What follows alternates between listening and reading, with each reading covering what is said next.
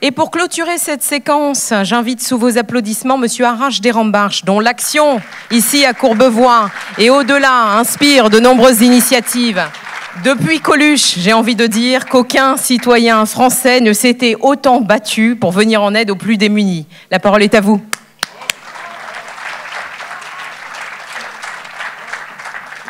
Bonjour à tous. D'abord, Monsieur le maire de Courbevoie, c'est toujours un honneur de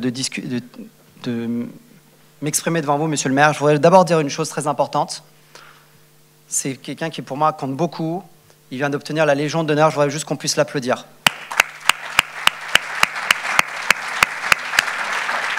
J'aimerais aussi avoir un petit clin d'œil également pour Karim Bouamrane, qui vient d'obtenir aussi la Légion d'honneur. On peut l'applaudir aussi. Et il y a deux autres personnes à qui je veux saluer parce que on dit souvent que ces médailles sont galvaudées. Pas pour les 4 personnes que je vais citer, il en reste 2. Monsieur Franck Papazian également présent, vous pouvez l'applaudir, qui est présent ici. Et le chef Frédéric Simonin qui vient d'obtenir le mérite, l'Ordre national du mérite, par rapport à ton travail extraordinaire. Bravo.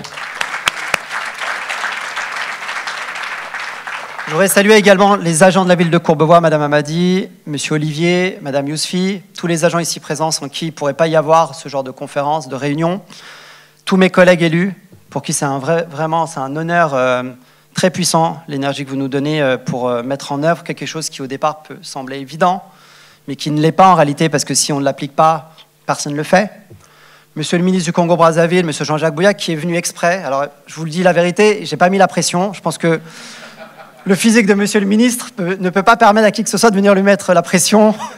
Donc, Monsieur le ministre, très honnêtement, c'est toujours mon cœur qui parle avec vous, vous le savez. Il faut que vous sachiez une chose, Monsieur le ministre m'a accueilli 2 fois à Brazzaville et à Pointe-Noire. Je suis venu là-bas faire une distribution de nourriture. Il a construit une autoroute, je vais dire exactement ce que vous faites. C'est le ministre qui est en charge des infrastructures. Il a créé un accès entre Brazzaville et Pointe-Noire.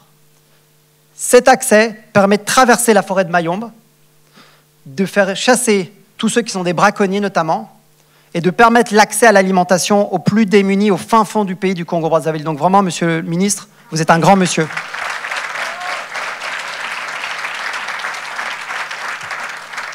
J'aimerais également saluer des collègues qui sont venus de partout de la France, notamment Pascal Tébibel, qui est vice-président de Métropole Orléans, notamment. Et à tout honneur, à la fin, je voudrais saluer les agents des Nations Unies, de la fédération, de la partie, on va dire, le secteur alimentation, agriculture.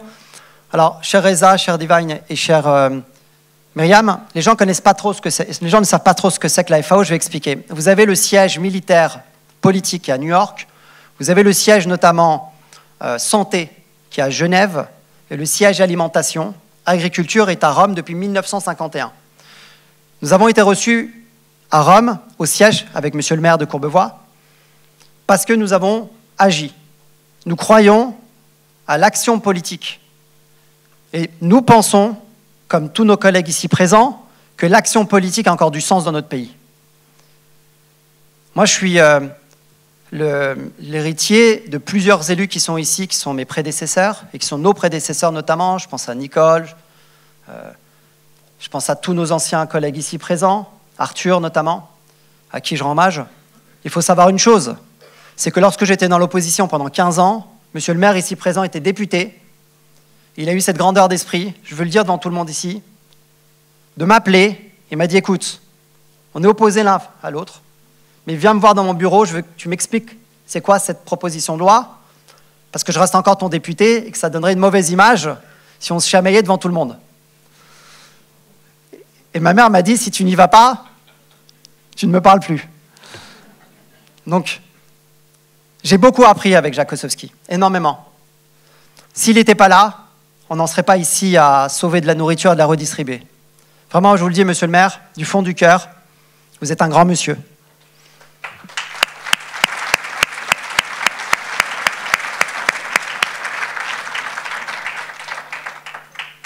J'aimerais saluer ici toutes les associations, les chefs, les personnes qui s'y présentent, parce qu'un vendredi matin à 9h, venir comme ça, c'est exceptionnel. La loi va changer. La loi va changer. On est passé de 400 mètres carrés, on va passer bientôt à 200 mètres carrés grâce à l'énergie de Marie-Do Schliemann. Elle va se déployer, notamment à Paris-Ouest La Défense, grâce à l'énergie extraordinaire de Joëlle Secadi-Reynaud, qui est une élue et une maire formidable. Vraiment, Madame le maire, vous êtes un exemple pour beaucoup. Ça va être étendu sur d'autres territoires de notre département, de notre région. Karim Bouamran, notamment dans le 93, je pense, avec mon collègue du 95, Mohsen Rezaï, qui est adjoint au maire dans la ville de Beson, notamment. C'est une ville qui a un objectif d'être étendue partout.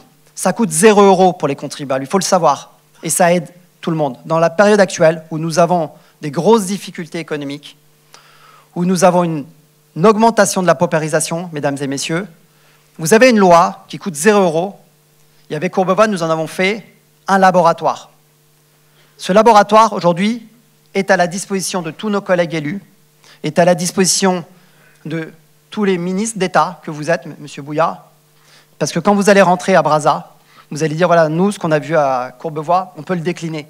Et je connais votre influence au sein de l'Union africaine, vous êtes un ministre très influent. Je sais que vous allez trouver des échos assez favorables auprès de tous vos homologues sur le continent africain pour pouvoir décliner ça. Monsieur le ministre a également construit un mall, un énorme supermarché là-bas. Cette loi sur le gaspillage alimentaire pourra s'appliquer dans vos supermarchés qui sont grandeur nature. Et vous avez ici quelque chose qui est pour vous un exemple. Parce que le Sud et le Nord ne sont pas dissociés, cher Divine, cher Reza et cher Myriam. L'Afrique, le continent africain et le continent européen ne sont pas l'un contre l'autre. On est sur le même continent, nous sommes des êtres humains sur la même planète, nous mangeons de la même façon, et lorsque quelqu'un a faim, il a faim de la même façon quand il est aux États-Unis, en France, en Australie, à Brazza, au Canada ou en Argentine. Nous sommes et nous resterons d'abord et avant tout des êtres humains. Si nous oublions ceci, nous nous éloignerons de la vérité. Et enfin, je voudrais avoir un mot à tous les directeurs de supermarchés qui sont ici présents. Je voudrais leur dire d'abord un petit mot. Il n'y a pas d'adversaire, il n'y a pas d'ennemis ici. Il y a eu effectivement des conflits, parce qu'il fallait faire un changement de système. Jamais un changement de système se fait dans le calme. Jamais. Mais j'ai vu ici tous les directeurs de supermarchés, notamment, qui étaient d'une très grande humanité. Romuald Urbain, notamment Baptiste Normand et d'autres que je vois ici. Vous êtes la fierté.